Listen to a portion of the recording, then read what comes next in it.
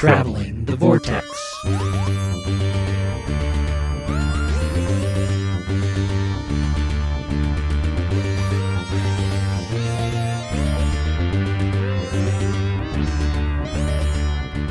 We've joined Davros as he travels the multiverse and arrives in episode 534, Race Fast, Safe Car. I'm Keith. I'm Sean. I'm Glenn. How's it going, guys? It's good now that I'm over my COVID. It was always good to recover from COVID. All right.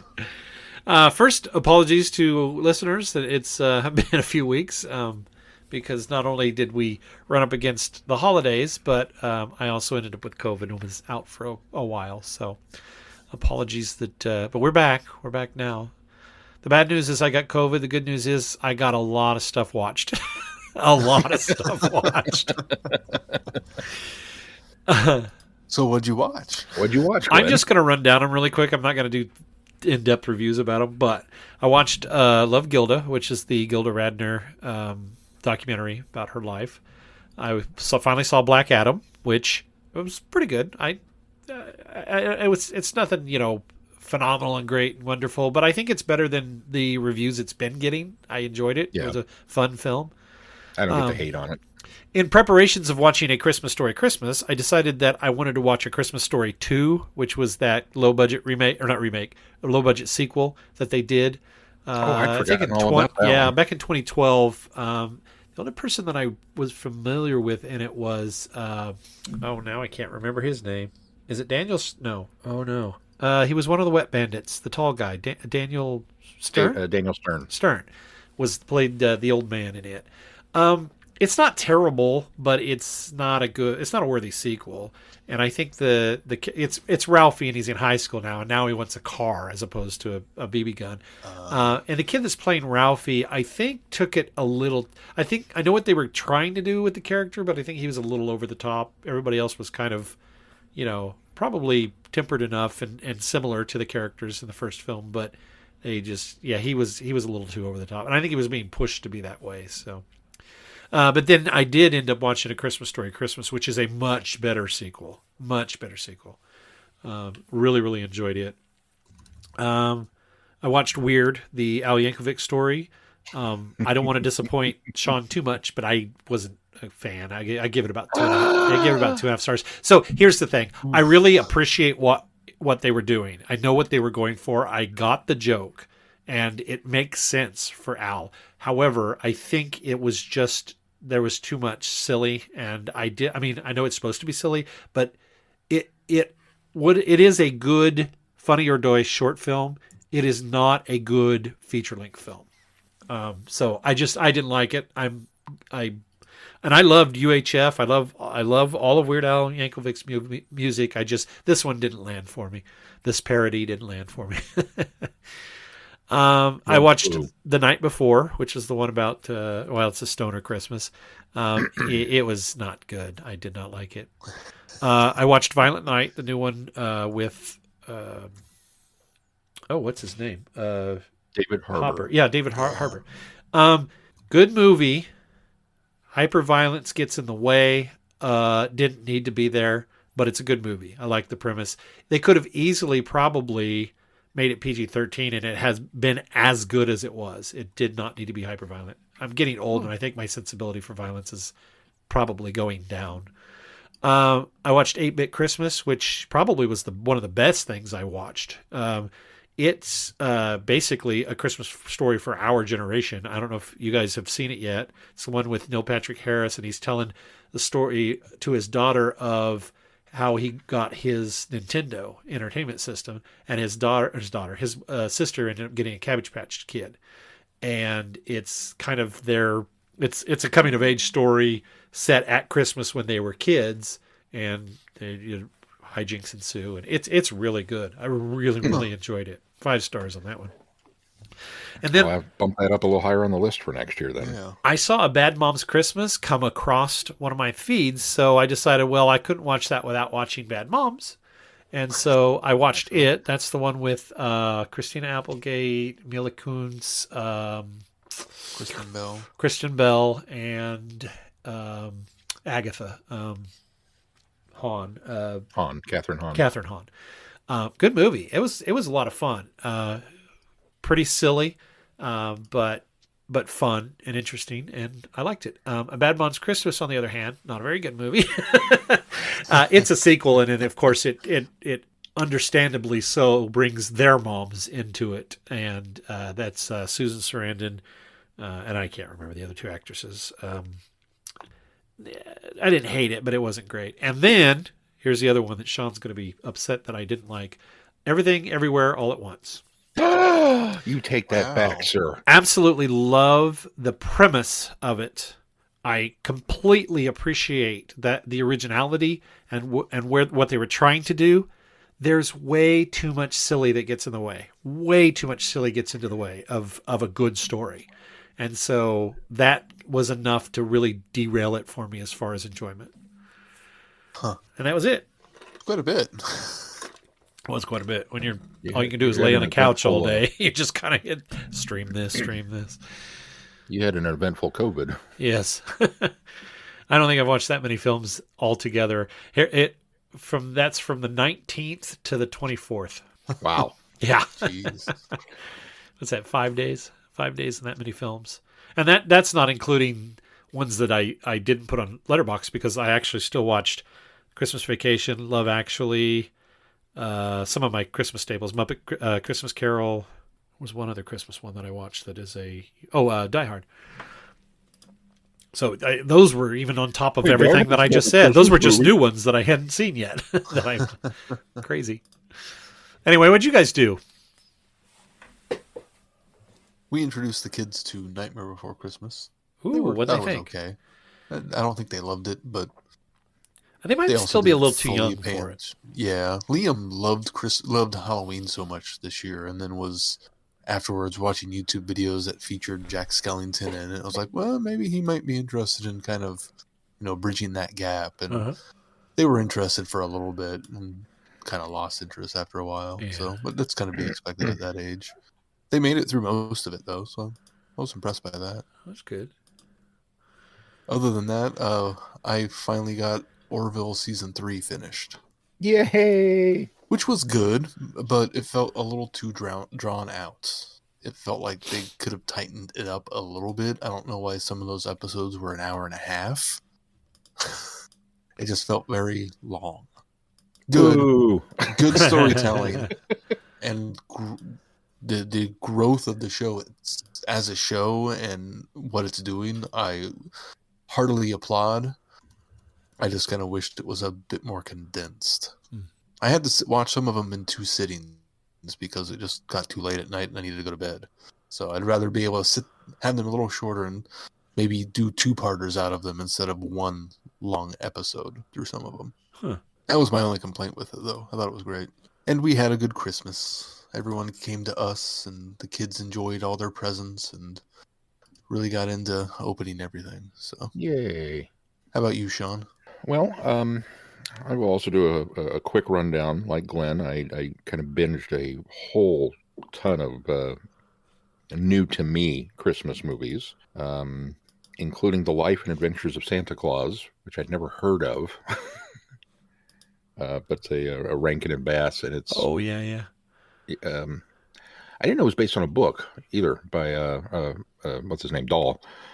And, yeah, it was an interesting one. That's all I can say about that one. We watched Spirited, the Ryan Reynolds, Will Ferrell movie. And I will be honest, I went into that very skeptical because Will Ferrell's not my favorite. And, I love Ryan Reynolds, but I'm kind of tired of the Ryan Reynolds shtick. And I knew I was going to get both of them. And I will say this. First of all, it's a musical from the same group that did The Greatest Showman. And it is a surprisingly different and fresh take on A Christmas Carol. They made me care about that story again, which is really tough to do anymore because, it's been done and done and done and done, and we've had Muppet Christmas Carol, so we're kind of done with it. We don't have to do it again. We've reached the apex. That's exactly it. But this was a very cool way to tackle the material. So we enjoyed that one immensely. We also watched Violent Night, which I think Mel and I probably enjoyed a little bit more than Glenn did because we don't mind the hyperviolence, at least not yet. But I just loved the fact that it was very knowingly playing with the genre of Christmas movies while acknowledging that it itself was a Christmas movie. Yeah. If you know what I mean. Oh, sure. And we also watched Christmas Story Christmas, which I agree with you. I just felt it was just there's a certain amount of, well, this feels like a cash grab, or this feels like you're doing it just for. This didn't have any of that. This one really felt like its heart was in the right place, and the nostalgia was there, and most importantly, the ghost of Darren McGavin loomed large. Yeah. But it was done in a very respectful, touching way. And I was really surprised by that one. Appreciated it. And we also did make it out to see Avatar. And it is amazing. Is it as good as the first one, in your opinion? That's a really tough call to make, quite honestly. Visually, the effects work is just beyond stunning. I mean, you cannot tell what's real, what isn't. There's no quote-unquote obvious effects. You just completely fall under the spell that is Pandora, and everything is gorgeous and impressive and amazing. I think the impact is a little lessened just because we have seen it before. Mm-hmm. And so stepping back into that world is exciting, but it doesn't hit you over the head with the splendor of it necessarily. But it's so much a bigger, the story is better. The vistas are bigger because we're traveling to other parts of the planet now, and including the oceans and the biomes and whatnot. And it's the first part is kind of a recap and dealing with the fallout of the first film. Mm-hmm. The middle section is very much a Pandora travel log, so it's come see the beauty of the planet. And then the third act is kind of the action set piece, which is James Cameron's greatest hits. Because there's a little bit of Abyss, there's a little bit of Titanic, there's a little bit of Aliens, there's a little bit of Terminator. I mean, it just kind of it feels familiar, but it's in a good way. And you're going, yeah. And I'm ready for the third one. So, was it worth the long wait? That's another really tough question. I know a lot of people have been asking, does anybody even care about Avatar anymore? And I've always been, and admittedly, yeah, I'm a Cameron fanboy. So I've never understood the people who I get not liking a movie. I can understand that. But the ones that are just actively, I'm so disinterested in that. It's like, but you have to admit it was impressive for what it did, for the time it came out. And everybody that's betting against Cameron, it's like, you should know better. The dude's when he's directed 2 of the top 5 grossing films of all time, he probably knows what he's doing. And, we've already today cleared $1 billion worldwide. So it's halfway to being profitable. All of that aspect of it alone just makes me go. That to be honestly, that's one of the things I appreciate about him so much is just the can you imagine spending all this money and getting on the board and getting the studio behind this, and then on the press tour making that statement? Yeah, it has to be like the number 4 or 5 top grossing film of all time just to break even. How many studio executives have heart attacks when they suddenly started doing the math? No, I was excited to go back, and I did. I fell right back into it again. We rewatched the first one beforehand, but even the quote unquote gimmicky 3D, which I've never felt was a gimmick with Avatar. It's like looking through a picture window, and it's just so easy to get sucked back into the splendor of this world. It's really cool. So yeah, I thought it was very worthwhile. Maybe just a half step below the first one, but still right up there. Hello, fellow time travelers, and welcome to the Doctor Who Target Book Club podcast, the only podcast to discuss, in story order, all the Doctor Who novelizations. My name is Tony Whitt, and every 2 weeks or so, I'm joined by a 2 to 3 person discussion panel, including our so-called expert who's been a Who fan since 1979. That would be me. We also get the views of intermediate, casual, and novice fans who either have never seen the show or who have never read these books until these podcasts, including Dalton Hughes and Alison Fitz-Seyfried. You can find us on iTunes, Stitcher, Spotify, or wherever you find good podcasts, or even ones like ours. You're listening to Traveling the Vortex, a Direction Point podcast.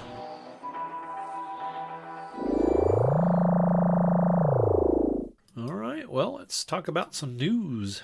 We got a trailer. We got a trailer. A little bit of Donna in there. You guys still don't think it's the Toy Master or Toy Master? I assumed it was the Toy Maker, Celestial or do Toy you? Maker. Well, not Celestial, but the Toy Maker. Yeah, the Toy Maker. I'm sold on it being the Toy Maker, which I have nothing to go off of that, just other than internet scuttlebutt and the look of his costume. But Yeah, I'm kind of the yeah, same way. I'm on board with it. Why not? I'm still there. I think they may turn around and surprise us again in 11 months, but I think it is. And we got a shot of a couple of comic characters that looks like they're going to canonize. Beep the Meep makes an appearance, and then I didn't know this until the other day when somebody pointed out there's a I think it's a Rarth warrior, which is also in the Star Beast comics. So that's coming soon as well. So, which gave me an idea that I need to talk to you guys about afterwards that we should have talked about beforehand. That's where my brain went, and I forgot. Yeah. I think I'm on the same track as you. I think you are. Yeah, it was a good trailer, and it certainly whet the appetite for a special that's going to be another year out still. Yeah. But okay, tease me with it. I was very surprised we got one so early, considering how far out it is. I thought the same thing, except I think that RTD really felt like he needed to give Who fans something on Christmas, and so I think that's probably why he decided, okay, you don't get a special this year, but we'll give you this little treat. Maybe it'll, hold you over for a little bit. So I liked it. I thought it was good. No, it won't. Good. Where's my Red Nose Day special? Where's my mini-sode? Give me a full season of Paul McGann while I wait. We still may get minisodes. Yeah, very easily could. Yeah. All right. Well, and then of course the other thing was we got a sneak peek at the wardrobe for the next Doctor. I like it. I think it looks good on him. I do too. Pretty sharp. It's very eye catching, but it's also not garish or loud. It's very. No, I don't even say subdued. It's very Doctor like. It feels like sort of a modern Doctor look, and I really like it a lot. And it suits him really well. It's a little retro, which I kind of like. A little vintage look to it with that kind of mustard yellow color. It very much looks like something that would be easy to throw together as a cosplay outfit, which I'm always appreciative of. Absolutely. Yeah. Absolutely. I haven't made up my mind on if I like it or not. I think I have to see it in practicality. I think I need to see him run. That's always the determining factor. Doesn't he? He does have full-length pants, which is an automatic upgrade for Jodie Whittaker's costume. No ankle showing here. Thank you very much. But it's just, that's kind of the deciding factor. He's got those penny loafers or whatever they are, and the jury's out. Thick soles on them. They do have some thick soles on them, but the jury's out as to whether or not they are corridor practical. So they kind of look like Peter Capaldi's were, just not black. He had a little more almost of an Ugg boot kind of thing going on. His were more almost combat boots. These have a wingtip featured to them, but other than that, they're pretty similar. It's bright, but it's also got that kind of retro-esque feel to it, but still feeling modern at the same time. It's very much you put a cape on it, and Pertwee could have worn it. You both have said retro, but I don't see the retro. I think it's the checkered aspect of the pants and the jacket. Just gives it kind of a, I think, maybe more classic feel to it. I don't know. There's just something about it that says 70s to me. Huh. I can't put my finger on it anymore. And honestly, I really do think it's the color. The coloration, it's got that kind of avocado green. The coloration, when you see that as a refrigerator, you go, oh yeah. But I don't mean that in a bad way. Did you say it was avocado green? No, it's got the same feeling of an avocado green. When you see an avocado green appliance and you think to yourself, wow, this kitchen hasn't been updated in a while. That outfit kind of seems like it would be at home in a place with an avocado green refrigerator. They just you know what I'm saying? It just has that vibe to it. So I really think it's probably just the color. It's retro in color. I'll give you that. I still don't get a retro vibe, but I can see where you're associating it with 70s colors. Yeah. There you go. Yeah, Yeah. that's probably where my brain wants to say it. Okay. All right. Well, time will tell. Eventually, we'll get get to see it. Nothing on the companion's outfit? Oh, Young Rose? I mean, she's her outfit's cute, but hers is kind of, to me, was a little more run of the mill modern. So Yeah. it was a cute outfit on her, but it's not something that I went, oh wow, because I have a feeling like most companions, her outfit probably will change. Whereas I don't think Shooty's will change as much. We might get a David Tennant, Matt Smith kind of thing where there's some variation on the outfits. Color shirt. Yeah, maybe, but I don't see. I see hers probably changing frequently. I just imagine we got to see in that same video that they revealed his outfit. I think we probably got to see her outfit for the first story that they were filming. So Yeah. I'm with the same boat. I've kind of assumed, this is just one of the outfits she'll wear. I agree. And the only thing that I'm a little disappointed with her outfit is it's contemporary, which probably means that she's from present day Earth. I just kind of figured she was going to be. Yeah, I think that's kind of the default setting anymore. But I'm always hopeful that we'll get somebody that's not from around here. I understand the reasoning; it totally makes sense, and yet I'm always hopeful. Not everybody can be Leela the Sabatine. This is true. There's only one Leela.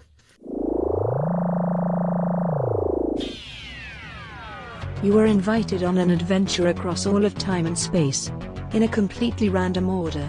It's the Police Box in the Junkyard podcast. Jump in the TARDIS with your hosts, Eric Gulbranson, Asad Kheshki, and Matthew Kressel. explore Doctor Who TV stories, audio adventures, and books, both novels and non-fiction. The Police Box in the Junkyard podcast. It's the entire Whoniverse on shuffle. The Police Box in the Junkyard podcast is a member of the Direction Point Network and is available about once a month wherever you find your podcasts. You are listening to Traveling the Vortex.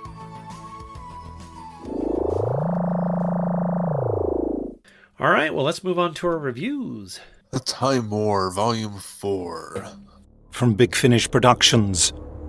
Doctor Who, The Eighth Doctor Adventures. The Time War, Volume 4. We are from another universe. One that was at war, or rather one that had recently been at war. We have knowledge of the future. We have to take advantage of that. Davros, there you are. You're up. You surprise me every day. The time strategist, he's coming for you. Stop him! They're all going to die if you let him do this. You are the Doctor. You are the enemy of the Daleks. Now listen, you don't look quite yourselves. I'm sure if we had a chat, we... It's party time! Shut up and don't move. Sorry, who are you? You don't know? Never seen you before in my life. Come on, make a move.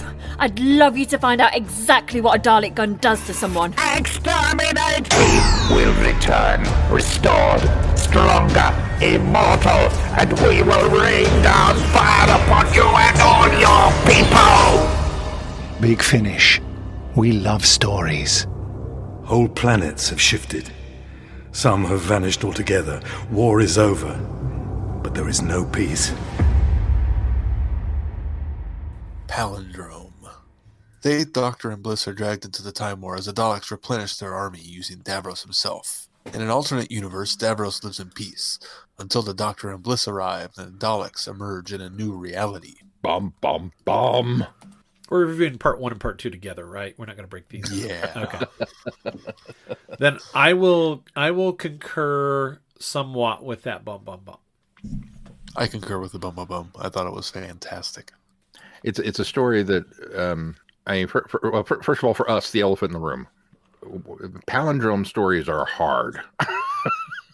The first short that we worked on was a time travel bit with palindromes, and the months and months and months that went into trying to make sure that things lined up and that the story made sense forwards and backwards and on and on and on and on. And there was a tiny piece of me that died listening to this because they made it look easy.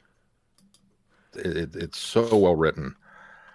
But it's also not a 100% true palindrome. Right, like and they were that's trying to do. I would agree. The I end, think the end diverges from that and becomes Right. something else. they don't And go. that's very true. I don't want to call it a cheat, but it has an out. Right. That They our don't go. story didn't have. They don't go full bore into the gimmick that we did, and I think that's why it works well for them. So.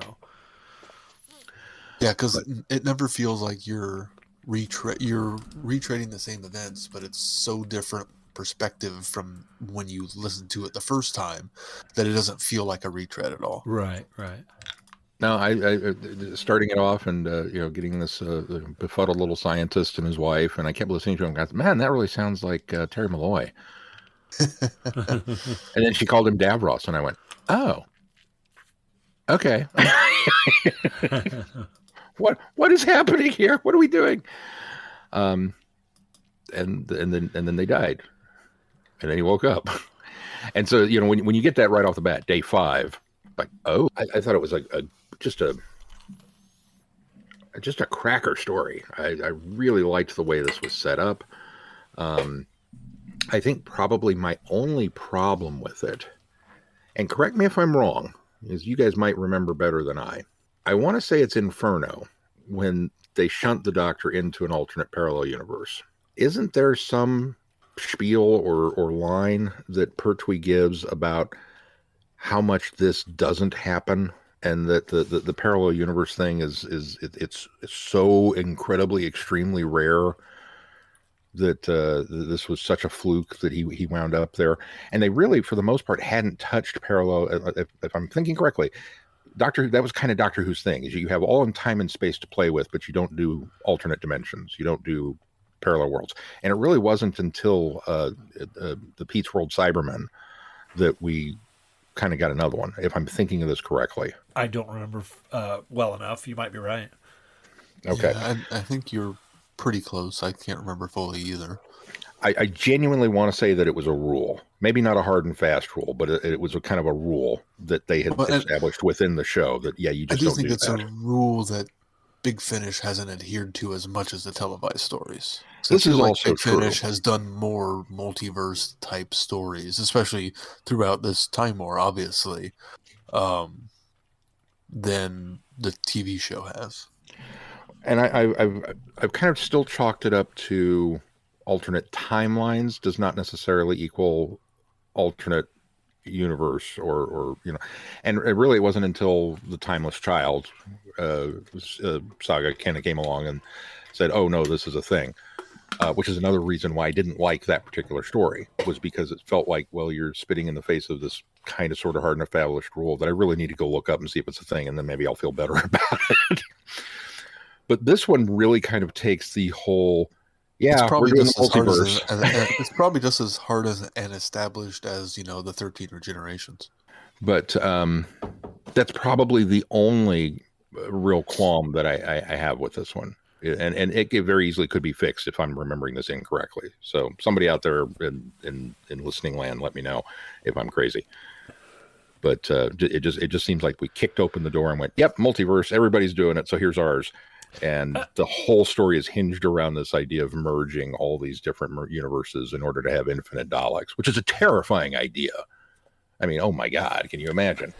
I think and honestly, they did this back in 2020. Yeah, so they would have done it kind of before everybody else started doing it. Right. That's exactly what I was going to say. Is when it first started to reveal this whole multiverse idea, I sort of thought the same thing. I thought, okay, is this just Doctor Who's jumping on the bandwagon of the multiverse thing that's happening this year? And then I thought, well, no, just because I'm listening to it this year doesn't mean that it was released this year. And I did the same. I looked back and I went, oh, this is 2020. So they actually were kind of on the forefront of this before everybody really kind of started jumping on this bandwagon. So, of course, I mean, Loki was, 2 years ago? So, I mean, they were already working on it, but... Working towards it. Loki, Spider-Man. There's been several... Right. But so I thought the same thing, but then I was okay with it. I'm not, even if that is something that was established, they have been played so fast and loose with the lore of Doctor Who for years with everything, with lots of stuff. And I think anybody that gets upset over something being, completely, if it just completely spits in the face of something that's established, then yeah, it bugs me a little bit. But little things like this, to me, this isn't a big deal. I mean, if like you said, the empty child kind of blew that wide open for us first, and this even was before that, right? Yeah. Or empty child, not empty child. Timeless Child. Timeless Child. Thank you. But this, yeah, I think those were probably even right around the same time. So and the multiverse thing was really kind of pushed more just even recently with Flux. Yeah. Yeah. So no, I don't think I had so much of a problem with them playing fast and loose with the idea of a multiverse. I think that the thing that I felt was a little unsettling was the fact that it was really stretching my brain to make sure that they were making it work right. And I think I've landed on everything does work out, and it almost requires a second listen to see if I can nitpick any points where I think they kind of got the continuity wrong. But overall, I think they did a really good job, and overall, I enjoyed it. And I was like you, when I heard Terry Malloy, we fortunately have had the benefit of meeting Terry Malloy and knowing what he sounds like in real life. And so it was very much this sounds familiar. And then when she says Davros, it was almost like cementing. I was kind of like you, Sean. I was like, oh yeah, okay, so this is Terry Malloy. He's doing Davros here. There were, I think, a few dropped things that called back to the I, Davros series, which unfortunately we haven't all reviewed. I did listen to that series years back. So there were some little nuggets of callbacks to that that I thought, not just little ones, just little hints to it that I was pleased with. But yeah, overall, I really enjoyed it, and I thought it was pretty well done, very, very well done, and hopefully structured well enough that it makes sense. Yeah, I think it was probably one of the best Big Finish stories that we've listened to in a long time.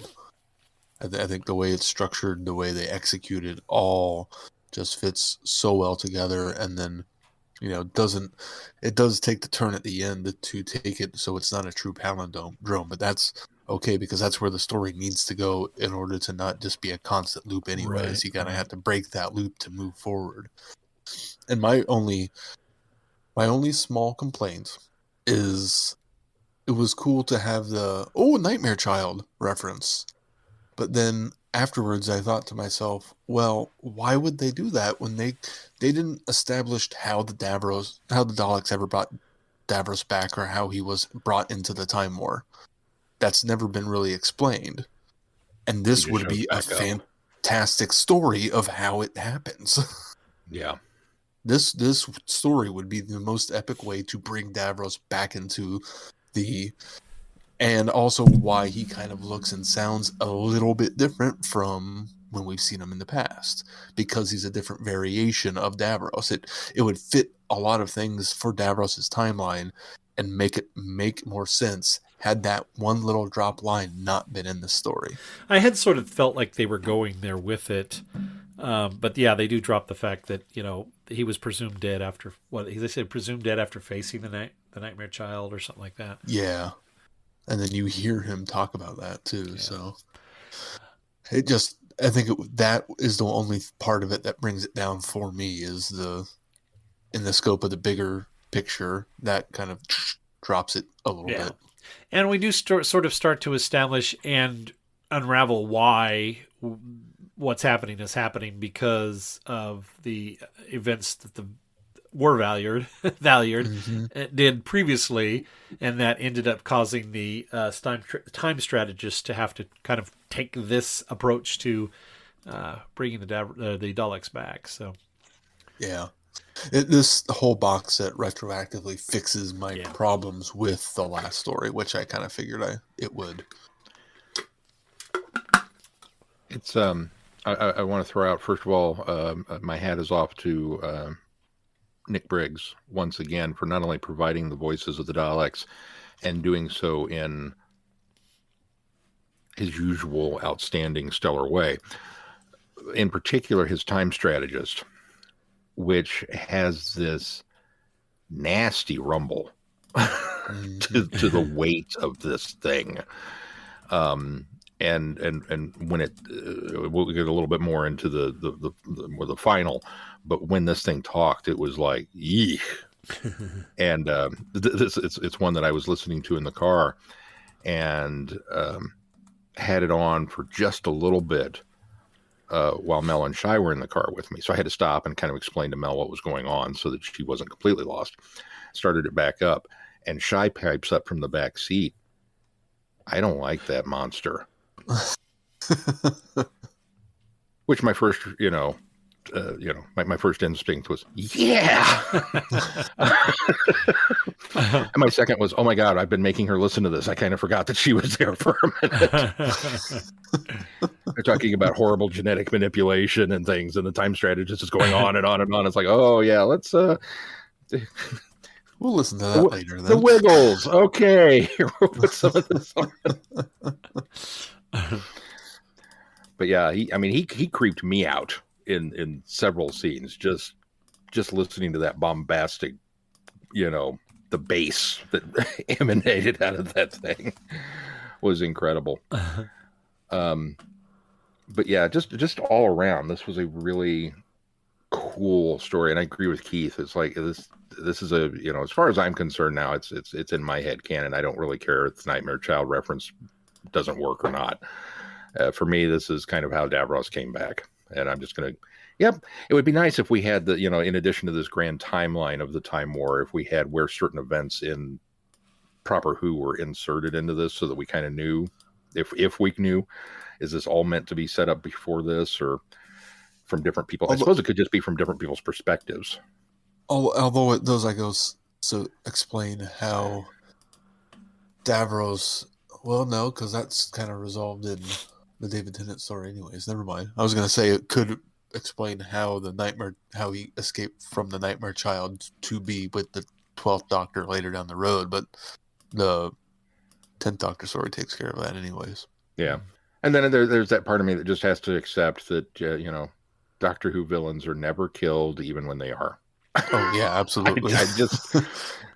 I just need to let that go, that I'm not going to get the explanation of how the Master got out of the fire when we saw him burn alive in the 5th Doctor era and then comes back.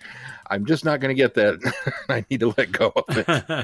Am I remembering wrong that the Time Strategist was also in Time Lord Victorious? I think or is that just a different... Yeah. No, he was. Yeah. Is it the same strategist? Yeah, it's the same strategist. Do we think? Yep.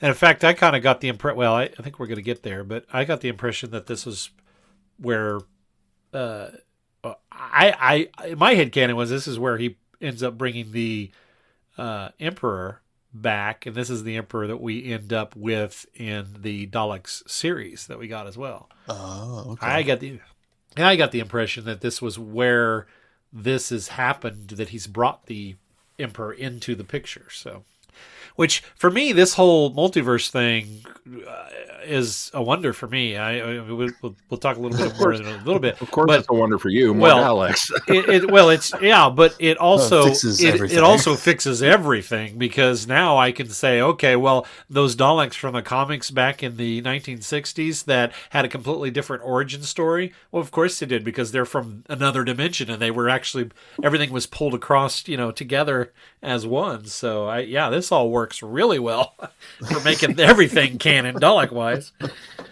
It makes everything canon, and just Scream of the Shalka suddenly works as a different universe. That this regeneration went differently here. Right. It really does. Hi, I'm Rupert Booth. I am known as Paul Ferry. And my name is Barry Williams. Together, we host Time Ram. Time Ram's a cruel mistress. It's a random number generator. That also. We roll a number from 1 to 13, and that's our Doctor. Then 1 to 300 for the story, and then we ram them together. Even if it doesn't make sense. Cruel, I tell you. Time Ram, putting the wrong Doctors in the wrong stories, so you don't have to. You're listening to Travelling the Vortex.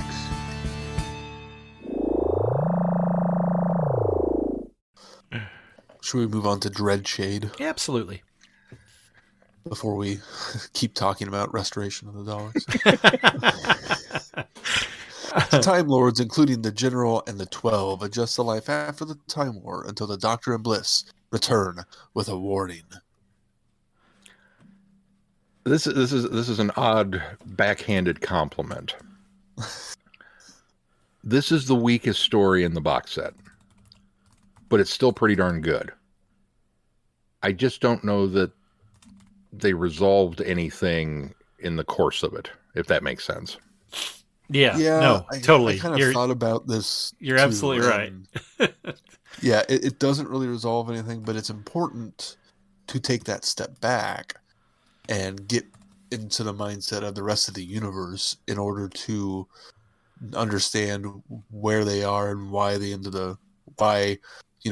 they don't remember the Daleks and how the Time War has officially ended, and all of this world building and situations basically setting up so they can resolve it in the next story. It's essentially a penultimate episode to a story that has been brewing since back in the last box set, and it's moving all the pieces into the correct place in order so they can have the finale they need to have. Yeah, no, absolutely. It is a necessary story because of everything you just said, but it really does kind of feel like it's a bit unresolved as well, like Sean was saying. And I think had it not come on the heels of Palindrome, it probably would be considered a much better story too. Yeah, that's probably true. Also a very, very valid point. Which, I don't know if you guys listened to the bonus features, but Palindrome was originally intended for the previous box set. Oh, is that right? The previous box set. Oh, I didn't know that. And they, for whatever reason, I can't remember why, they had to bump it. And so they got the Valeyard story written and put in there. And so it kind of just shuffled everything out. Well, it was probably a COVID thing because they were shuffling a lot of stuff around when people could do it and getting people ready to record in closets and things like that. So yeah, I don't think they ever really specified. Which I suppose that's an added impressive tip of the cap, is not just that, we got this absolute banger of a story, in this box set, but the fact that they made this during this is 2020. This is the COVID year, and they made this. It's like, wow. Nice going, guys. I didn't do much during COVID. Now I feel really inadequate because you tapped my Palindrome story that I did when I wasn't sick. You did it while everybody was sick. I think my biggest complaint about this one, and it's more of just a preference thing and not a story issue, is the Dreadshade, I liked the concept of it, but the way that she performs the character was almost grating on my nerves. And I like the idea of a dangerous entity because the reaction to its fear of something is what creates that energy that becomes then a defense, and in this case a weapon. The concept of that was really cool, but I really could have done, I think that the actress could have dialed it back a little bit. Maybe the Dreadshade gets too much dialogue. Maybe that's what it is, and she feels like because what she has, she's trying to, in audio, present the fact that she's fearful, very fearful of the Time Lords, very fearful of eventually the Daleks again. I think that was probably her pushing it in order to convey that. But maybe if there had been a lot less doing that as the character and a lot more surrounding characters explaining it better, I think maybe that wouldn't have been as grating. But that was my biggest complaint about this, was I just felt that was a little her performance. Nothing against the actress, because she was also Tubor, which was she did fine, but just as the Dreadshade, she was just a bit too over the top, I thought. I can see that. Yeah. It's hard to say a lot of good things. I mean, it's hard to say a lot of things about this when Palindrome is such a good story. Yeah, well, and when this one is so much of them trying to figure out what's going on and why Right. they don't remember what this war was. Right. We all know what it is, so it's like it's interesting to listen to, but we're also drumming our fingers, going, "Okay, well, get to what we know. What we know." Yeah. Right. Come on, catch up. I also am a little torn over the 12 because while at least within what we've reviewed, we've not had a whole lot of exposure to the other personas. Right. But the last time that we saw her ostensibly working as a force for good because of her inhibitor, I genuinely enjoyed the character. And I was really intrigued to find out more about what we didn't know. And now that same character has suddenly been flipped, and it kind of, I don't know, it seemed flipped without a catalyst almost. They just, the inhibitor's not working, and I'm going to use this to my advantage. Let me out, and I'll help you. I just, but again, maybe that's just because I don't know enough about. Well, I understood why they did that, though, because the catalyst was only, or the inhibitor was only in place because of the Time War, and the fact that they were fighting the Daleks and the events that led up to it that nobody remembers. So it's kind of true. It's kind of the same reason why the Dread Shade is no longer paralyzed by fear when the 12 comes across her, because she forgot the Daleks and doesn't know what it is. So it's all, I think everything kind of ties back into that memory loss of what the Valiar did. Yeah, that's true. What was the story with River Song that she went and picked up Bliss before she had encountered the Doctor yet? Do you guys remember what I'm talking about? That was the one. That was the one with it was another version of the 12, but not the 12 yet. I think where that was the 9, wasn't it? Yeah, something like, no, whichever one was, or the was it the Kleptomaniac, 11? where they're all prisoners. I think the 9. All the companions. Yeah, companion collecting. And so there was a dropped line where Bliss remembers that, right? When she's starting to regain her memories, doesn't she remember the events? Because I thought she name dropped everybody in that, or maybe she just said. I remember hearing that and thinking, oh, okay, they finally have tied this in. I was expecting maybe they will later, but I was sort of expecting more of a connection to that, but at some point. But they do at least mention it now. So I think it was when she regains her memories. She regains her memories of all because that was supposed to be an alternate version of her. Yeah, based off of the Bliss story we had in the beginning of the last box set. And now she has that memory in addition to all the other ones that she had lost. Right. It was nice having the General being Ken Bones, who is not the General we know from, Day of the Doctor and Time of the Doctor and the televised stories. Makes for a nice bit of continuity through thread there. Yeah. Because I think this is the first time we've come across him, so I'm looking forward to, now that he's here, that it kind of helps tie into that continuity. All right, well, let's move on to the next one. Restoration of the Daleks. The Time Strategist restores the Dalek armies to the universe, but wants to dispense with Davros. As good as Palindrome is, I really feel like this matches it for being the epic finale piece. My only qualm with this one is it felt like maybe it was about 10 minutes too long. Yeah, I think at the end... It's just a little stuffed. At the end, it sort of feels like it's dragged out a bit. Yeah, I would agree with that. It's a very Russell T kind of the season finale. Right. Bloating the last story. Yeah. Yeah. I would agree. But again, just about every I love anachronistic planets that are, oh, we've got swords and science. All right. I love it. I love that stuff. I love the you know, oh, this poor man's helping us out. Yeah, well, we know who that is, don't we? I loved the interplay between the Doctor and Davros, how they continue to manage to pick up on that conversation from Genesis. And it feels like that, you know, that idea has just carried forth in every iteration of every conversation that they've ever had between the two of them. We're still dealing with that same argument. And I love that. And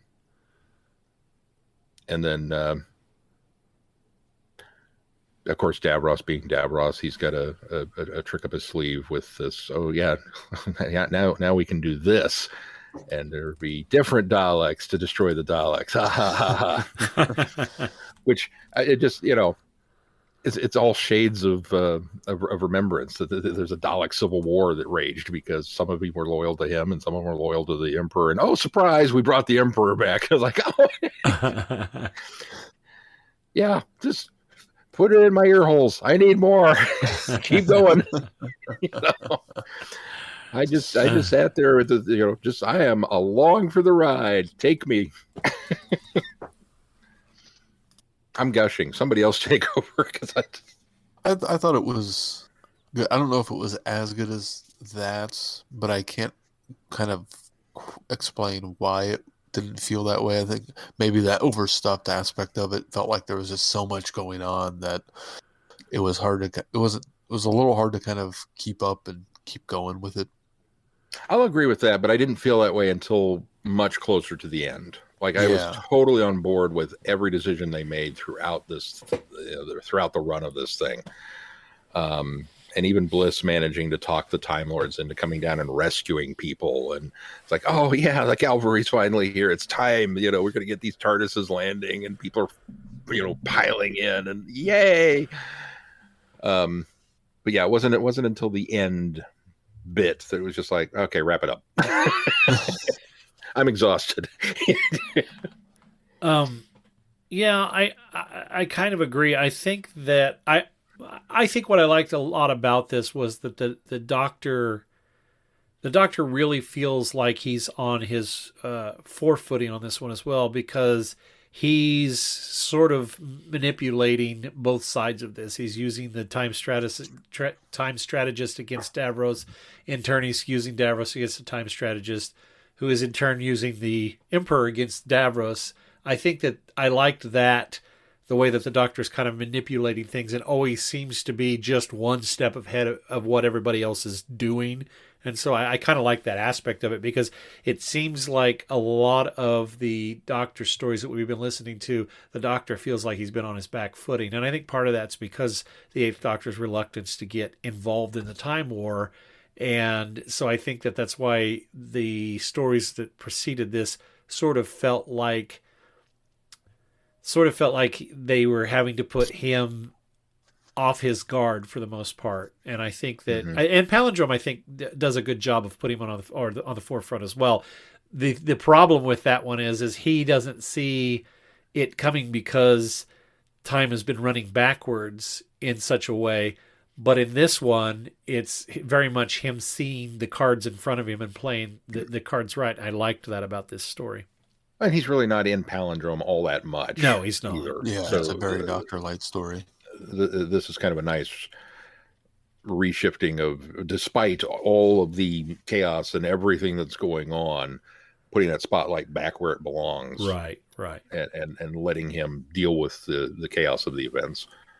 And I think Bliss throughout this box set has been fairly solid too. I really liked her relationship that she's developed with Rasmus, despite the Doctor's, chagrin, I guess. That's not the right word, but he would probably rather them not have this sort of friendship and camaraderie. But the fact that they have it, and she's going to utilize it when she needs to.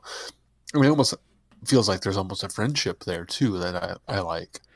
Well, and It makes her his feel less dependent on the doctor and more, okay, I Right. can do my own thing. and his trust in her also makes it beneficial for them. So I agree. And that was a large part of the last box set too, because those two went off together to other planet. Yeah, and that's came true. back, and so it helped build that groundwork. I just continue to love Bliss. I almost hesitate to say this, but it's in some ways it feels a little bit like Clara done right, because we start with this kind of impossible problem that she is a paradox, that she exists and doesn't because of the Time War, and we delve a little bit into it and then kind of sort of wrap it up and allow her to be her own person, as opposed to continually roping her back into this, you're a thing, you're a plot device, as opposed to a character. Yeah. That's a little harsh, but a little harsh on Clara writing, but we've been down that road before. No need to rehash all of that. All right, well, I was just super impressed with it across the board. The entire box set overall, I think, is probably one of the best Eighth Doctor Time War box sets that they've done, and probably one of the best overall Time War stories spread out. Starting with the Valeyard stuff, leading all the way through this, has been a fantastic run. Yeah, I concur. All right, well, let's move on to our next piece, which to me maybe slides us back a little bit, but go ahead. This is not in the right place. A heart on both sides. After her medical work on Terminus, Nyssa is now the controller of a hospital ship, the Traken. As the universe burns in the crossfire of the Time War, she and her assistant travel to a planet close to Gallifrey where they are needed more than ever. A long time ago, Nyssa knew a Time Lord and understood his people, but it seems they can change. This should have been the setup to that War Master story. Yeah, no, I agree. I agree with you 100%. I can't for the life of me. I didn't dislike this story. I think this story was a good little, what it is, a short trip. It was an interesting little story from a companion's perspective, companion's point of view. I honestly did not right away get that the assistant that was the doctor for a while. It did take me a little while to go, oh, wait a minute. Okay, that totally makes sense, because it's, gradually revealed that he's a Time Lord, and then it's gradually revealed that it is the Eighth Doctor, and they never lets on to Nyssa who he is. And so it's a nice little self-contained story, but all along, because of where it's been placed in this guide that we were using, all along I'm distracted because I'm trying to figure out why it's here, and there's absolutely no reason for it to be here. It totally should have been with the War Doctor story that she was in. This explains how she was doing what she was doing in that story. Exactly, yeah. Which I appreciate the callback. I appreciate Nyssa. Again, maybe you're right. Maybe it's the placement. It just felt really completely unnecessary. It feels like a retread. Yeah, that's the other thing, is because of the placement. Because of the placement, and because of the fact that we've had the War Master on the Traken doing, or it may not have been the Traken at the time. I don't know if they ever actually named it. I'm not sure they named it back then, but I don't think they did. Which is strange that they didn't, because didn't this release before that one? Yeah, it did. Yeah, so I'm kind of surprised they did not use that. But it just, I mean, it was just a bit of all right. It wasn't. It wasn't. And maybe it's just because we came off of Time War, and now we're dealing with a much smaller story, in scope, and a companion chronicle that maybe I just listened to two of them too close together, and I needed a break between them, and that may have helped my impression of it. But it was just kind of there. It was all right. Yeah. I certainly didn't hate it. Although I felt that I was really kind of waiting for the reveal that what was the villain's name here? I don't remember what her name was. Isherwood. Yeah, Isherwood was the villain, right? Yeah, and maybe this was intentional, but when she first points out that she's got this scar on her chest because of this attack, I'm like, oh well, here's your Time Lord. This is the renegade Time Lord, that she physically cut one of her hearts out in order to have this thing. And so I felt that was telegraphed way early that she's in on it. And then it didn't quite work out that way. So I was like, oh, all right. But I don't know. Maybe. I don't know. It was all right. I think I think had we listened to this at a different time in the timeline, it would have been a really cool. Oh, that's because we know this is out there in the universe, and so it's that question of, well, what's this companion doing during the Time War? And that's really what the story does, is poses that question and tells us. Right. Yeah. I continue to admire Nyssa and her morals and her ethics and right, helping where she can. And I for some reason I feel like this one did a little bit more in kind of helping to cement the idea that yes, she did cure the issue on Terminus before she went off and said, I don't know why I didn't get that impression from the other story, but the other story was just like, oh, she's on a ship. This one I really felt like she fixed Terminus and now she's doing this and then she will meet the Master. So I liked it for that element. I think one of the things that I felt that I think it was a little too wordy. There was too much conversation, and it's hard to do when you're doing these short stories where the companion is actually sort of narrating what happened. But it's almost a little too much character talking rather than action happening or anything. So there's not a lot of action set around this. So it becomes just more of a wordy story. Characters moving from one place to another, just talking to each other. And I think that was the other problem that I had with it. Yeah, I can see that. I think it even tripped up at the end that there was a continuity error between one of the offside stage directions of what a character was doing, and then suddenly they were on the other side of the room doing this, and it was like, right, okay, because you've been so careful about dictating.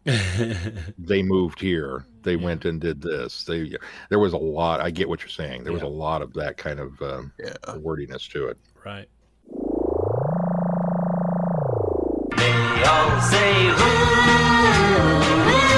is Doctor Who? Do you collect Doctor Who? Do you have Doctor Who items and you don't know you collect Doctor Who? For all things in the Doctor Who collecting world, tune in to the Doctor Who Collectors Podcast, a Direction Point Network podcast. I am Larry Van Rosbergen, your host, and I have been collecting Doctor Who for 40 years. With popular features like collection protection and the most outrageous offer, we have a lot of fun.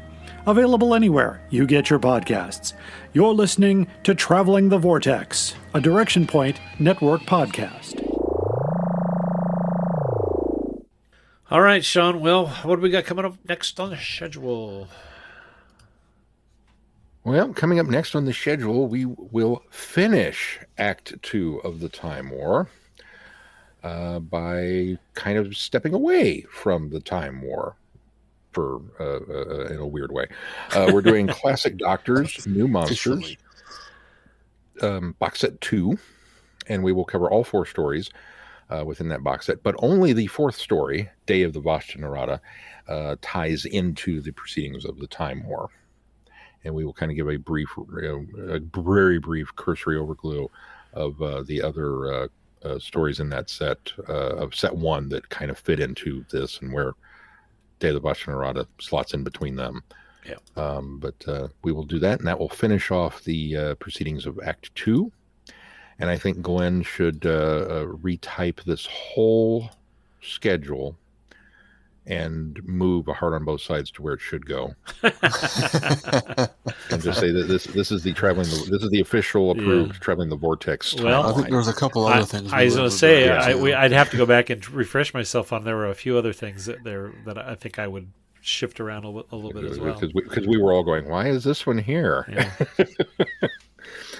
And that will finish off Act 2, and then before we get into Act 3, we have some fun 60th anniversary, the year of the 60, Dealy Bobbers coming up. So you can listen for that. And you can find us at our website, travelingthevortex.com. If you get some value out of this podcast, why not put some value back into it? You can do that by clicking on the Patreon link there on our website and consider supporting us. When you become a patron of this podcast, you unlock more audios and specials by us. And you can just, even if you could just give $1 a month, that helps us keep the lights on here at Traveling the Vortex. Also, please consider giving us a 5-star review wherever you subscribe to the podcast and join in the conversation on our listeners forum in Facebook. On Facebook. Anything before we close this show? If not, until next time, I'm Glenn. I'm Sean. I'm Keith. Cheers. Good night, everybody. Be seeing you. Thanks for listening. You have been listening to Traveling the Vortex. Doctor Who and all of its associated programs are owned and trademarked by the BBC. No infringement is intended or implied. Direction point! Direction point! A Doctor Who podcast network.